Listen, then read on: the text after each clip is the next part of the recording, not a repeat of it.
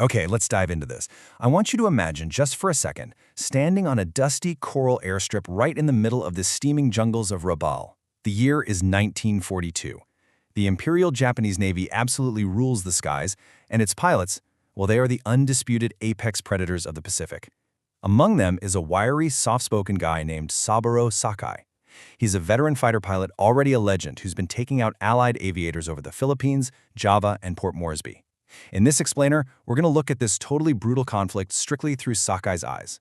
By reading through his memoirs, we get this incredibly visceral window into a very specific moment in time. It's the exact moment when the Japanese myth of absolute air superiority started to crack. And the wild thing is, it didn't fracture because the Americans suddenly built a better airplane. It fractured because they unleashed a devastatingly simple new idea.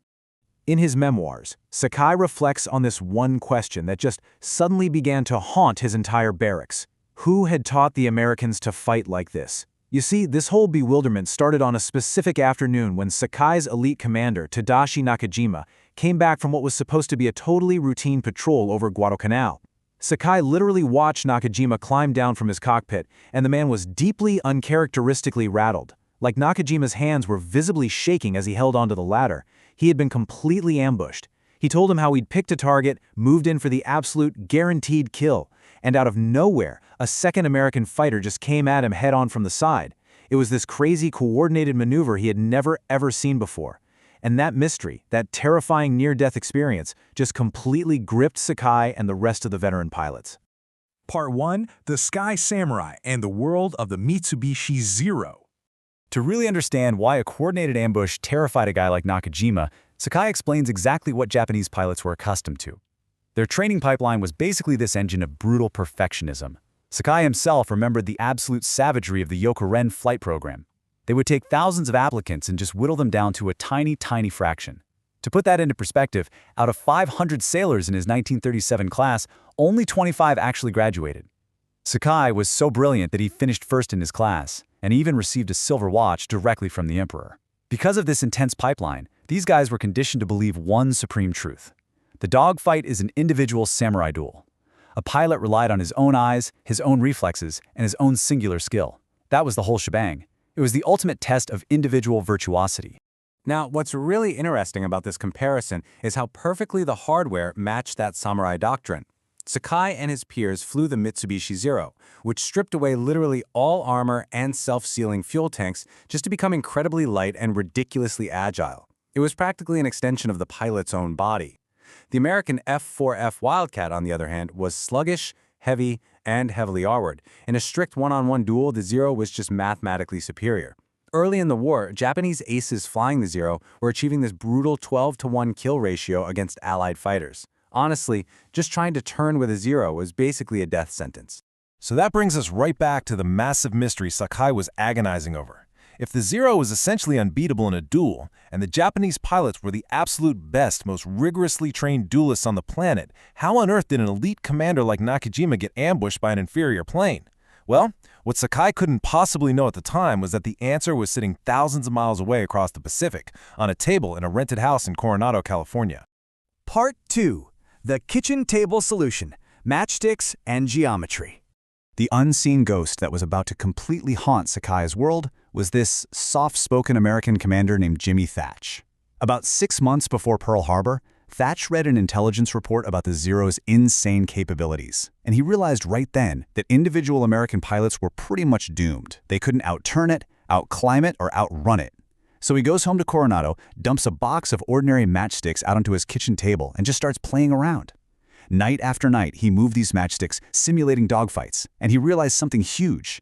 Standard American three-plane formations were a trap. Wingmen were spending so much mental energy just trying to maintain their flying position that they couldn't even watch their own backs.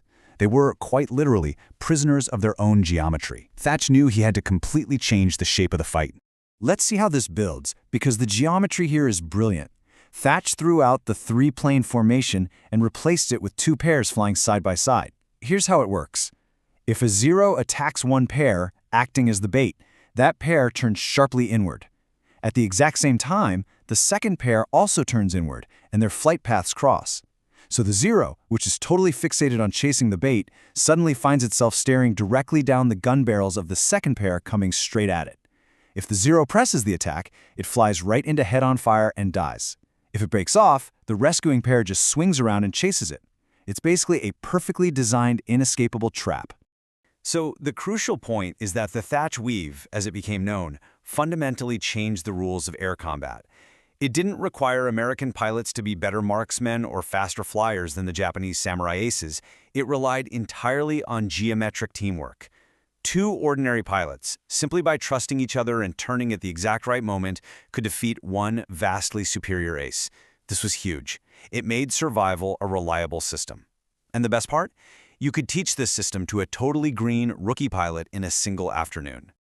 To prove this wasn't just some crazy kitchen table theory, Thatch ran a test over San Diego Bay against the Navy's top ace, Butch O'Hare. O'Hare played the attacking Zero with his engine at full power. Thatch and his wingmen played the defending Wildcats. But get this, Thatch actually wired his own defenders' throttles to only 50% power. He literally handicapped his own planes to half speed to simulate the Zero's massive performance advantage. And even locked at half speed, O'Hare couldn't make a single attack run without staring directly down the nose of a defending Wildcat. Thatch proved right there that geometry could beat raw speed and skill every single time. Part 3. The End of the Duel. Sakai's Realization. Now, let's shift back to the Pacific, because Sakai's memoirs describe just how rapidly this terrifying new reality spread. Thatch's theory brutally collided with Japanese reality at the Battle of Midway in June 1942, where his green wingmen completely chewed up the elite Japanese combat air patrol. By August, it reached the Solomons, which is exactly when Nakajima had his trembling encounter. And by late 1942, the desperately undersupplied Marines of the Cactus Air Force on Guadalcanal had adopted it universally. It scaled up flawlessly. It worked with fighters, it worked with bombers, it just kept working. The Japanese commanders, who had been entirely raised in the tradition of the lone samurai, were left completely and utterly bewildered. And Sakai himself faced a horrific wake-up call to this new style of fighting. On the exact same day Nakajima first saw the Weave, Sakai spotted a flight of aircraft in the distance that he thought were lone Wildcats. He dove in for his classic flawless samurai deflection shot. But they weren't lone Wildcats. They were American dive bombers acting as a highly coordinated team, covering each other with rear gunners. Before Sakai could even break off, an American gunner put a bullet right through his canopy. It blinded him in his right eye and completely paralyzed his left side. Barely clinging to life, Sakai endured an agonizing 4-hour and 47-minute flight all the way back to Rabaul. He miraculously survived, but in that moment, his days as the invincible lone predator were permanently over. Part 4. The System versus the Samurai. You know, Sakai's near-death experience was really a microcosm of a much larger, absolutely fatal shift in the war. You had two massively different industrial machines clashing. The United States operated by taking their best veteran pilots, guys like Jimmy Thatch, and rotating them home to teach this systemic teamwork to thousands of brand new recruits. Japan, though, did the exact opposite.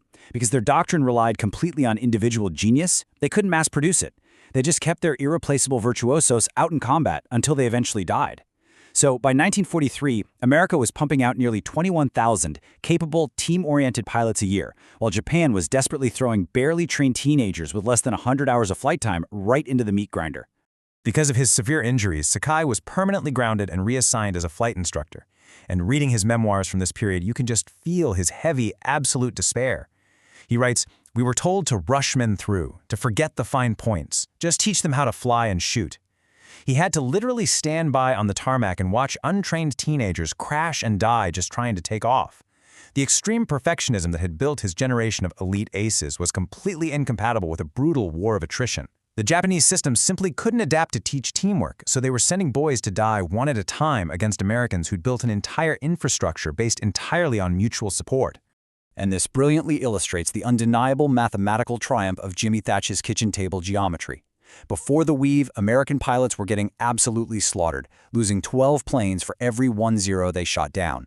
But once the Weave was adopted, the theoretically inferior Wildcat completely reversed the odds, achieving nearly a 7-to-1 kill ratio. And by the time the newer F-6F Hellcat rolled out, with the doctrine of teamwork so completely baked into the Navy's DNA, that ratio skyrocketed to 13-to-1 in favor of the Americans. A system designed for ordinary guys had utterly crushed the concept of the individual samurai. Decades later, the fierce, deadly rivalries of the Pacific War finally found a moment of profound closure. In 1983, Saburo Sakai actually traveled to the United States and sat down with Harold L. Jones, the very American rear gunner who had blinded him all those years ago. In a quiet room, these two former enemies exchanged gifts and shook hands. Sakai even brought the bullet-pierced flying helmet he had worn on that fateful day to show him. Both of these men had survived a terrible, world-altering conflict, a war that had permanently swallowed the myth of the invincible lone warrior. The memoirs of Saburo Sakai, when they crash head-on into the geometry of Jimmy Thach, leave us with such a fascinating realization. The Japanese sought absolute individual perfection, and they failed, simply because perfection doesn't scale. The Americans accepted that they weren't all brilliant aces, but they built a geometric system of mutual support that made them completely unstoppable. So I want to leave you with this to consider. In your own pursuits, whatever they may be, will you rely entirely on trying to be the absolute best individual, or will you build a system where ordinary people can succeed together?